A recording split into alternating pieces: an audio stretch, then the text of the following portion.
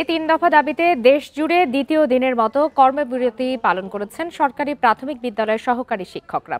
বরিশালে সকাল থেকে সরকারি প্রাথমিক বিদ্যালয়গুলোতে শিক্ষকরা উপস্থিত হলেও পাঠদান কার্যক্রম বন্ধ রাখেন, ফলে বেশিরভাগ শিক্ষার্থী বাড়িতে ফিরে যায়। একই দাবিতে সিলেটেও কর্মবিরতি পালন করেন প্রাথমিক বিদ্যালয়ের শিক্ষকরা। পাঠদান না করে বিদ্যালয়ে আসা সহকারী শিক্ষকরা অবস্থান নেন অফিস কক্ষে। গাজীপুরের প্রাথমিক স্কুলগুলোতেও কোনো ক্লাস হয়নি। ফাইনাল পরীক্ষার আগে শিক্ষকদের এমন আন্দোলনের কারণে ক্লাস না হওয়ায় ফলাফলে প্রভাব পড়বে বলে শঙ্কা অভিভাবকদের।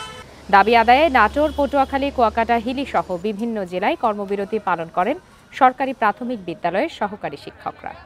আজকে আমাদের দ্বিতীয় দিন কর্মবিরতির, এবং যে পর্যন্ত আমাদের দাবি দেওয়া পূরণ না হবে আমরা এভাবে কর্মবিরতি চালিয়ে যাব। আমরা একেবারে ছোট শিশু বাচ্চাদের নিয়ে কাজ করে থাকি। আমরা একটা ফাউন্ডেশন গড়ে দিই, অথচ এই দেশে আমাদের কোনো মূল্যায়ন নাই।